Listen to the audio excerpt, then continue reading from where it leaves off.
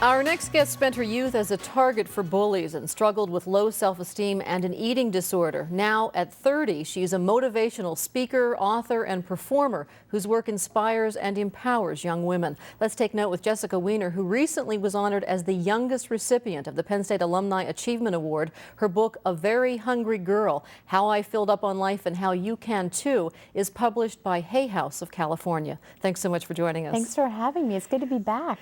You're a Penn State graduate, 1995, yes. and as I said, the youngest recipient of the Alumni Award. That must be... That blew my mind. It was wonderful. It was really wonderful to come back and be honored because so much of my work started here as a student. Now, you say in your book, you begin, we're all hungry, hungry to look good, feel worthy, be loved and fit in, and you say you spent most of your life hungering to be someone else. When and how did you come to feel comfortable as who you were? Well, you know, I think that is an ongoing process for all of us. I think my life's goal and journey now is to be comfortable in my own skin. And I think looking back and in writing this book and being kind of forced to look back, you know, I started really hungering to be somebody else right around the time of adolescence and puberty, right when you're questioning those things anyway. And then I had coupled, you know, a very intensive performing arts background and pressure within the family to sort of look and be different than I was. And so for me, all of that collided early on. And I look at my adult years now as unraveling that and figuring out how to be in the skin we're in, because it's what we've got. And of course, though, as an adult, you can reinvent yourself. You Yes. don't have to, the image that people may have of you as a teenager, you're in different circles and moving in among different people. Yes, and that's the beauty of growing up, and that's what I share with my young audiences now, is that what has happened to you, whether it's tragic or triumphant, there's a way to change that and turn that around as you grow up. Tell us a little bit about your young years. You talk about having been the target of bullies for a while and about those teenage years and the difficulties you encountered. Well, you know, my heart goes out to anybody who has struggled in adolescence to try and fit in. And I happened to be a target of a group of bullies in elementary school and junior high school. First, that picked on me because I had the last name of Weiner, which is definitely a character building last name. And for whatever other reasons they did, I was the target of bullying. And so for me, that time was incredibly painful. And now I'm able to sort of go out there and speak to other people about what it's like to take back the power in your life and how we can prevent that cycle from happening. Part of this process that you're talking about, this journey, has been writing, and from the age of 18 you have recorded 80 journals. Part, you say, because of the influence of your grandfather. Yeah, he always told me to write it down. Always, Jesse, write it down. Are you writing it down? And I never knew really what he meant, and I kind of resisted it because he's your grandfather, you know, and I felt like it was homework assignment. But what he was really telling me to do is record everything. The good, the bad, the painful, the joyous, record it, because he said one day you're going to use it. And I didn't believe him until just about a year and a half ago, and I had been traveling for the past 10 years on the road talking to other young people, and our stories were the same. And I thought, I have to record this. And so I kept the journals, and then I took it one step further and I wrote it down into a book. So Grandpa knew the whole time. And he wasn't here to appreciate that the book has been published. He's not here, but he's here. He's the one who woke me up out of bed at 3 o'clock in the morning, you know, prompting me to write, you know, in my dreams. He really was there with me through this whole process. Speaking of this process began, I should say, in the interim, before you've reached the place where you are now, you struggled with eating disorders. You said you lived for a while on baked chicken, and although you didn't fade away the way you would expect someone with an eating disorder to fade away, you nonetheless had an eating disorder. I call myself an in-between girl. I was somebody who straddled anorexia, bulimia, and compulsive eating. I was not your typical model anorexic or bulimic. I didn't match the height and weight charts. I didn't look like those scary after-school specials. I was in a fairly average or normal-sized looking body, and I was really struggling on the inside. And because I didn't think I was sick enough because of how I looked or how I thought I should look, I didn't think I was worthy of getting help. And so that's also a big component of the work that I do now, is reaching those other in-between girls and in-between boys, because this issue affects men as much as it affects women, and really talking to parents and to young people so we're more aware of those signs. Because I was dying on the inside, my body may not have matched it on the outside. It wasn't just kids, though, who who helped establish low self-esteem. You talk about in your book about auditioning for a play and having the director say, well, you're one of our better, our finer actors, but you're not thin enough. Yes, and in fact, he said, you're not pretty enough to be a leading lady, and I was 13. And I remember thinking, my life is over. I have the talent, but I don't have the looks. And, you know, so much of that experience taught me that as adults, we hold so much power in the words that we yield to young people, whether you're in a teaching position or you're a parent or a mentor or coach. So much of what we say, young people look up to and they really hear it.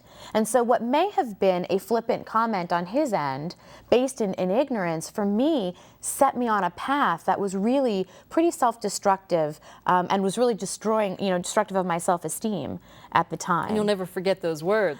I won't ever forget those words. And now I try to change that so those words aren't uttered again to another, young woman or young man. As a result of your journey, you've started an acting company, so you've used that skill that you started to express as a young woman in an act-out ensemble. Give us an idea of the kinds of things you do. Who do you speak to, and what sorts of performances do you give? Well, I based the act-out ensemble on the University Park Ensemble here at Penn State's campus, and I was one of the founding members here. And so the act-out ensemble is a repertory company of actors, and we would perform social health and educational topics to schools, community centers, high school, college audiences, corporations, and they would cover anything from eating disorders and body image to school violence. We were out on the road after the Columbine incident, to date rape and sexual assault, to drug and alcohol use, any relationship issues. We would cover a variety of those topics using the plays as a catalyst for discussion. So we would have about a half an hour play, and then I would come on stage, and sometimes the actors would stay in character, and we would begin a dialogue with the audience about what they had just seen. So we were just that beginning hook and opening for a larger dialogue. Well, you've talked about how important it is for young people to have a voice and for someone to listen to them.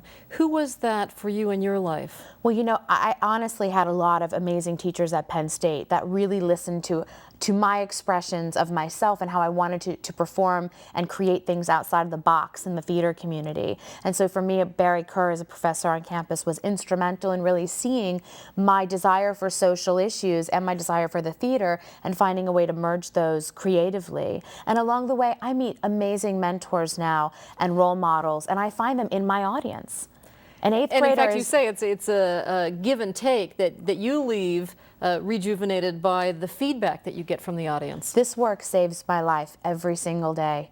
And it helps me erase and rewind the life that I had as a youngster, because I realize that I'm having an impact on the next generation's life. And they teach me, an eighth grader is just as much of a mentor to me, as an 80-year-old person. They share the same kind of wisdom, and luckily in this work, I get to meet both.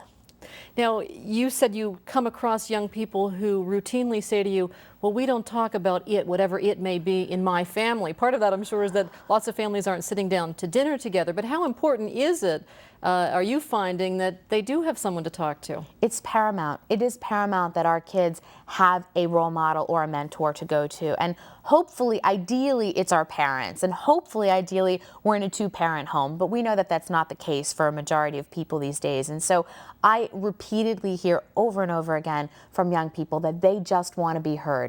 They just want to say what's on their mind. And for parents, I advise them, when you get that chance, listen more than you talk.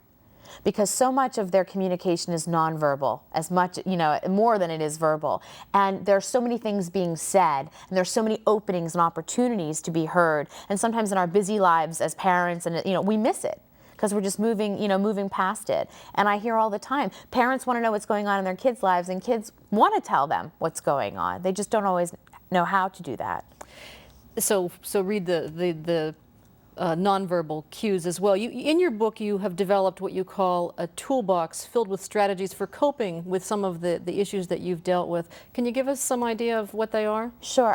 I describe my recovery as having a great toolbox for life, and those are tools that I've amassed that will help me cope differently in each situation. For instance, one of the best tools that I know how to do now is to look at my thoughts, my language, and my action. Thoughts, what I wake up saying to myself every morning. Am I hypercritical? Am I oversensitive? do I wake up saying, I'm fat, I'm ugly, I didn't do this, I didn't do that? You know, what's the voice in your head? What are the thoughts that lead you during the day? That's going to affect your language. So if you can do an inventory of your thoughts and then change your language around that, try to find a way to find words that are more empowering than disempowering, that will affect your action. That will affect how you interact with others, and mostly it'll affect how you interact with yourself. And my first belief is that we have to walk our talk if we want to see this change happen with self-esteem, with body image, with any of these topics. So to look at your thoughts, your language, and your action, to me, is one of the best tools that I have in my toolbox. And it gets me through the day, because when things aren't going the way I want, I have a way to rewind them and to move them forward in the way that I desire. You talk about body image, and in the book you talk about the language of fat. What is someone really asking when they say, do I look fat in this? God, so many things. How many of us are sick of hearing that? We hear that all the time. First thing is, fat is not a feeling. Fat's not a feeling. It's not an emotion. Anger, sadness, happiness, that's an emotion. So sometimes I think when people are asking, do I look fat in this, they're really asking for an acceptance, an understanding, a moment of connection. They might need some validation. There might be something else going on. They might have had a really bad day. They might be very anxious or excited. And especially for women, we speak in that language of fat. So it's a lot easier for me to say to you, oh, I look fat, don't I? Rather than to say, you know, gosh, Patty, I'm nervous, I'm scared, I'm excited, because we're not used to talking in feeling terms. And we got to remember that fat is not a feeling. We got to start to substitute that. That's the language tool. So if someone says that to you, do I look fat in this? How would you recommend they answer that? Do you know what I normally say? And it takes a little practice, but if somebody were to say, do I look fat in this? And I'll say, I don't know how to answer that question, but I'd love to know what's going on for you. And so it's not necessarily a negative to them. It doesn't, you know, smack them down as much as it brings them up. And it says, you know, I'm not going to go there with you, but I'd love to know what else is happening in your life. Now, you talk about all of us being hungry and about having found how to fill up. Explain what you found. Well, for me, the filling up has been this process of speaking the truth about what was going on in my life. It means facing some of the tougher emotions. It means, in my case, you know, I went to therapy, I speak with groups, I get it out of my system through verbal communication, and that allows me to fill up on more richer experiences. I'm able to have intimate relationships. I'm able to have friendships that aren't about the surface issues like, do I look fat in this? And they're a lot more about who we are as people and what we're going for as human beings. That fills me up. And on that note, we're out of time. Thanks so much for being with us. We've been talking with Jessica Weiners. Her new book is A Very Hungry Girl, published by Hay House of California. For Take Note, I'm Patty Satalia.